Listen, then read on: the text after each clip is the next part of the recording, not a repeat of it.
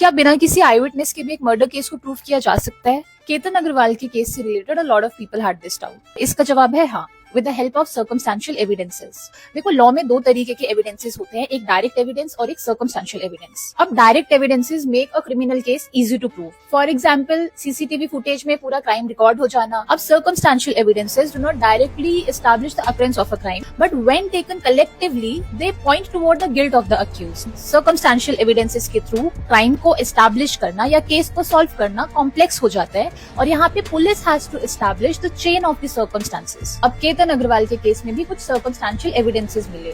जैसे पहला, motive of Siya. Allegedly, Sia was in relationship with someone else and she did not want to get married. Second was the CCTV footage, जिसमें Sia का boyfriend was seen wearing hoodie and mask in the summer season, which raised suspicion for the police. Third was the conduct of Sia after Ketan's death. Accident के different versions देना, inconsistent stories banana. Fourth was the confession of Sia herself. अब police के आगे दिए गए confessions usually court में admissible नहीं होते, but if they lead to the discovery of an irrelevant fact, तो उस केस में वो पर्टिकुलर पोर्शन कोर्ट में एडमिसिबल हो जाता है। Important is that there should be complete and unbroken chain of circumstances. In fact इस केस में the Supreme Court laid down 5 golden rules for circumstantial evidence. Every circumstance must be fully proved. All the circumstances must form a complete chain. The chain must point only towards the guilt of the accused and it must exclude every other reasonable hypothesis of innocence.